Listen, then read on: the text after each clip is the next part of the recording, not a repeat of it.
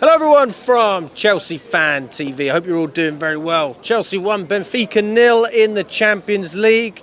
Listen, Karam, good to see you, mate. Yeah, good to see you, bro. How many fan camps now? It's your third one? Third one, I think now. Listen, and how many of them have been wins?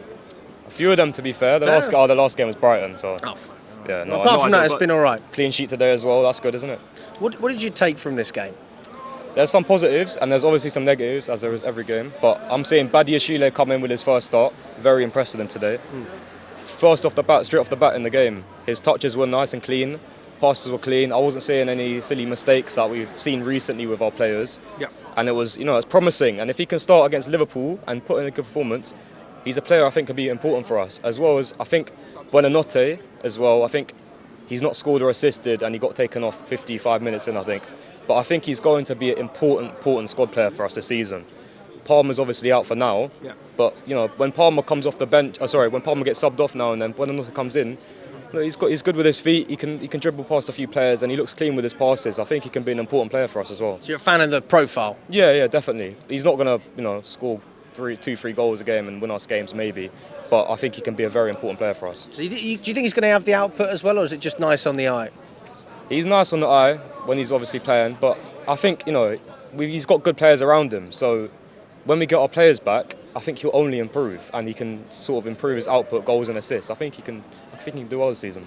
There's a couple of other players that played against Lincoln, for example, George. You had Garnacho, Gittins as well that came on.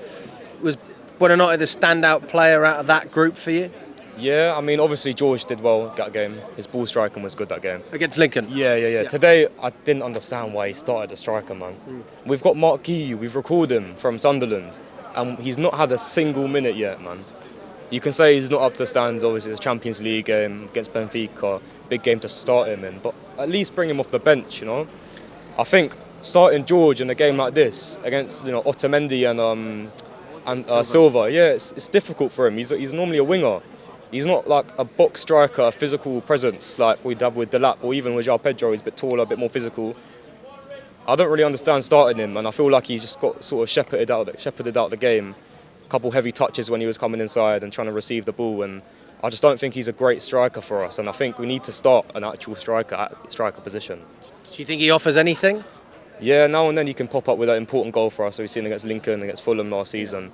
He can be sort of like a clutch moment player.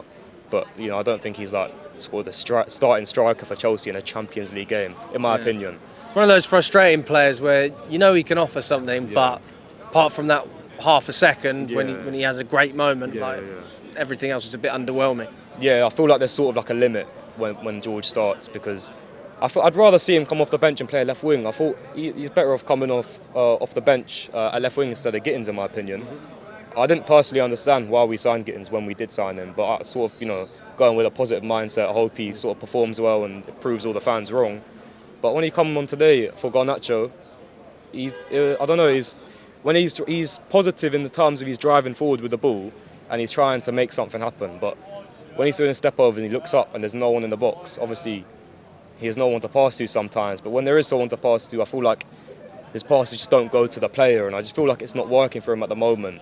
And maybe he needs like sort of a bit more time to settle into a more physical sort of team, physical league, Champions League as well.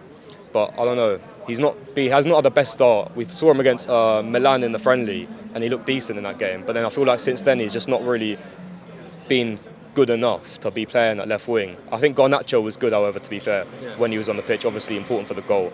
Okay, so you didn't mind Garnacho's performance, but you were underwhelmed by Gittins? Yeah, I thought Garnacho was pretty good, to be fair. I didn't really understand signing him either, personally.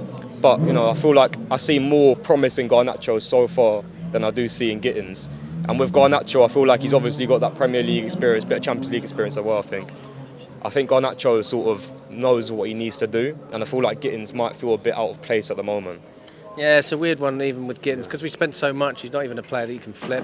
Yeah. I'd honestly don't think we'd get more than 35 million for him if we tried to sell him now. 100. Whereas, a couple of months ago you were talking about 55 million was what we ended up on. So I just don't really see the value for money there. But maybe they're seeing something that I don't with the long-term signings statistically or something like that. Maybe with their statistical analysis, maybe that's why they signed him. But looking at the data. yeah, that's what I mean. But it's just all about the performances, isn't it? It's goals and assists, making something happen. And at the moment, it's not really happening for him. I mean, we did get a clean sheet. So, when was the last time we had one of them? It's a big performance for the defence, I feel like Benfica are sort of a team that can just sort of cause a trouble. And I think they had chances to score today. They definitely had chances to score. And maybe it wasn't clear-cut chances, maybe more half chances, but half chances can be big chances. They can score those chances if they take their chances. And I feel like our defence, especially Badiashile, obviously I said he impressed me.